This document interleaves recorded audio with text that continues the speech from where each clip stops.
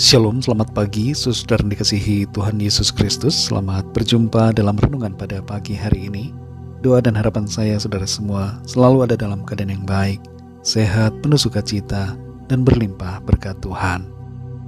Sebelum kita mendengarkan renungan firman Tuhan, mari sama-sama kita siapkan hati dan berdoa. Allah Bapa kami dalam sorga, Bapa dalam nama Tuhan Yesus Kristus, kami bersyukur, berterima kasih untuk pagi yang baru, hari yang indah yang Tuhan jadikan bagi kami. Terima kasih untuk kesempatan yang Tuhan karuniakan untuk kami hidup, bernafas, dan melakukan yang terbaik untuk hormat kemuliaan nama Tuhan. Pada saat ini kami mau mendengarkan sabda firman-Mu. Jamah hati kami Tuhan, jadikan seperti tanah yang subur, yang siap ditaburi firman Tuhan. Dan kami mau taat melakukan kehendak-Mu. Dalam nama Tuhan Yesus kami berdoa. Haleluya, amin.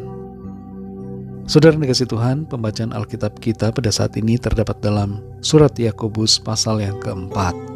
Saudara dapat membacanya secara pribadi setelah mendengarkan renungan ini.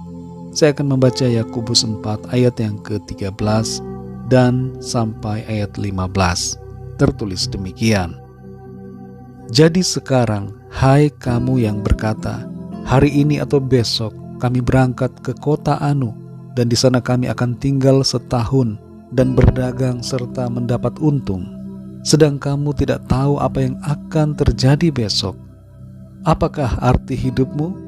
Hidupmu itu sama seperti uap yang sebentar saja kelihatan lalu lenyap. Sebenarnya kamu harus berkata, jika Tuhan menghendakinya, kami akan hidup dan berbuat ini dan itu. Saudara dikasihi Tuhan, sewaktu kecil ada sebuah acara dari sebuah stasiun radio yang cukup terkenal di sebuah kota, dan anak-anak saya senang mendengarkan acara tersebut apabila sedang berada dalam kendaraan. Kakak pembawa acara suatu kali sedang bertanya-tanya kepada para pendengar mengenai apa cita-cita mereka. Kemudian ada seorang anak menelepon dan mengatakan bahwa cita-citanya adalah menjadi dokter. Saat ditanya oleh pembawa acara, menjadi dokter apa? Anak itu berkata, dokter gigi. Setelah anak tersebut, penelpon-penelpon berikutnya juga menjawab bahwa mereka ingin menjadi dokter gigi. Sejak kecil saudara kita punya cita-cita dan rencana yang kita sendiri sebenarnya tidak tahu apa itu dan tidak tahu bagaimana cara menuju ke sana. Kebanyakan kita hanya ikut-ikutan dan tidak punya rencana yang murni dari diri kita sendiri. Bahkan terkadang kecenderungan ini masih sering terjadi saat kita menjadi dewasa. Di samping itu saudara, seringkali yang terjadi dalam perencanaan adalah kita membuat rencana tanpa meminta hikmat Tuhan dan tanpa menyadari siapa diri kita dan batasan-batasan yang ada dalam kehidupan ini. Yakobus 4 ayat yang ke-13 memberikan kepada kita beberapa prinsip yang penting dalam membuat perencanaan untuk kehidupan kita. Prinsip yang pertama adalah ingatlah akan Tuhan yang berkuasa dan berdaulat atas kehidupan kita.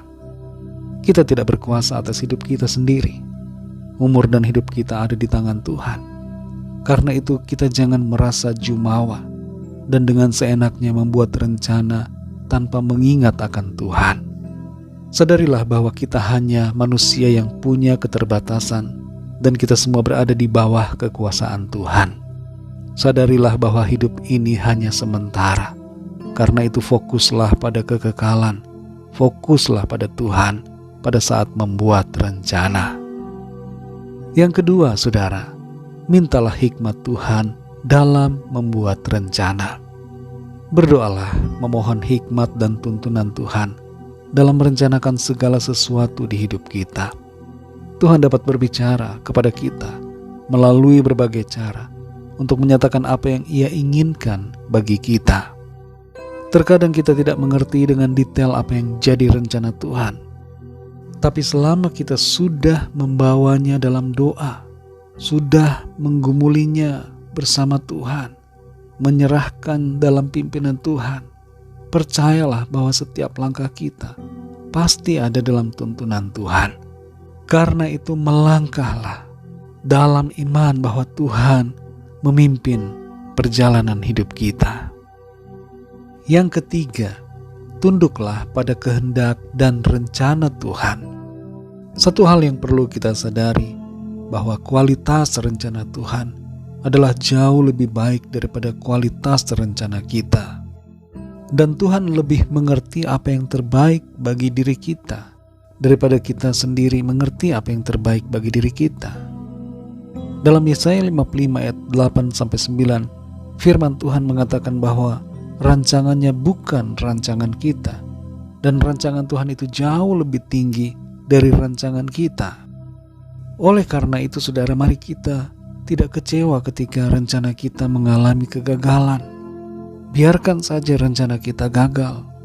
Yang penting rencana Tuhan tidak gagal atas kita.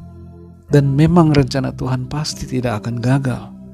Bersyukurlah untuk setiap kegagalan yang kita alami, dan tunduklah pada kehendak dan rencana Tuhan.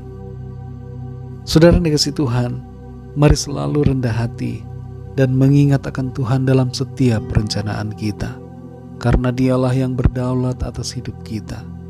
Tuhan memberkati saudara dan saya, kita semua yang senantiasa mau mengandalkan Tuhan dan bersandar pada firman-Nya, serta selalu mengikuti tuntunan-Nya. Mari kita berdoa, saudara. Bapa kami yang di sorga, Bapa, dalam nama Tuhan Yesus Kristus, Tuhan Juru Selamat kami, Allah yang hidup, Allah yang berkuasa atas segala sesuatu. Kami bersyukur untuk firman-Mu pada saat ini, yang mengingatkan kepada kami hal-hal yang penting dalam perencanaan.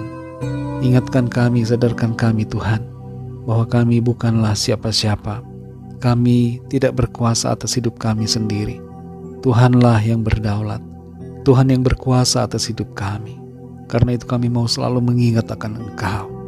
Kami menyadari akan keterbatasan kami. Dalam perencanaan kami mau minta hikmat Tuhan. Tunjukkan kepada setiap kami Tuhan apa yang harus kami lakukan. Dalam berbagai hal, ketika kami mengambil keputusan, ketika kami bertindak, tolong kami supaya kami melakukannya sesuai dengan tuntunan Tuhan. Kami mau tunduk dan taat pada rencana-Mu, karena rencana-Mu adalah baik, indah, dan sempurna. Terima kasih Tuhan, kami bersyukur karena Tuhan selalu baik dan Tuhan membimbing kami masuk dalam rencana-Mu yang sempurna. Berkati kami Tuhan di sepanjang hari ini dalam segala aktivitas kami. Pimpin kami Roh Kudus supaya kehidupan kami selalu menyenangkan hati Tuhan. Kami bawa kepadamu Tuhan setiap permohonan doa, setiap pergumulan yang sedang kami hadapi, kami masing-masing dimanapun kami berada, agar Tuhan menolong melawat kami, memberikan kesembuhan bagi yang sakit. Mujizat-Mu Tuhan nyatakan, yang lemah Tuhan kuatkan kembali, yang sedang dalam ikatan-ikatan dan belenggu dosa, Tuhan lepaskan dan berikan kemenangan pada saat ini. Dan Tuhan memberkati juga menolong setiap kami yang sedang dalam pergumulan, agar kami mendapatkan jalan keluar. Tuhan menyatakan mujizat-Mu di tengah-tengah kami. Terima kasih Tuhan, kami bersyukur, kami percaya, kami alami kemenangan, kami alami sukacita, berkat dan kasih karunia Tuhan yang berlimpah-limpah. Terpujilah nama-Mu ya Bapa. Hanya dalam nama-Mu yang kudus, nama Tuhan Yesus Kristus, kami sudah berdoa dan mengucap syukur. Haleluya. Mari sama-sama kita berdoa, doa Bapa kami. Bapa kami yang di sorga, dikuduskanlah nama-Mu, datanglah kerajaan-Mu, jadilah kehendak-Mu di bumi seperti di sorga. Berikanlah kami pada hari ini makanan kami yang secukupnya, dan ampunilah kami akan kesalahan kami, seperti kami pun mengampuni orang yang bersalah kepada kami. Dan janganlah membawa kami ke dalam pencobaan, tetapi lepaskanlah kami daripada yang jahat, karena Engkaulah yang mempunyai kerajaan, dan kuasa dan kemuliaan, sampai selama-lamanya. Amin. Terimalah berkat Tuhan. Tuhan memberkati engkau dan melindungi engkau. Tuhan menyinari engkau dengan wajah-Nya dan memberikan kasih karunia. Tuhan menghadapkan wajah-Nya kepadamu dan memberikan damai sejahtera. Berkat anugerah dari Allah Bapa, cinta kasih karunia dari Tuhan Yesus Kristus, dalam persekutuan dan penghiburan Roh Kudus, menyertai kita semua sekarang ini dan sampai selama-lamanya. Dalam berkat nama Tuhan Yesus Kristus. Haleluya. Amin. Puji Tuhan, saudara yang dikasih Tuhan, saya percaya firman Tuhan menjadi berkat dan kekuatan buat saudara semua, dan Roh Kudus akan menolong saudara untuk lebih lagi memahami kebenaran firman Tuhan. Tuhan Yesus memberkati saudara semua. Selamat beraktivitas dan sampai jumpa dalam renungan yang berikutnya. Haleluya.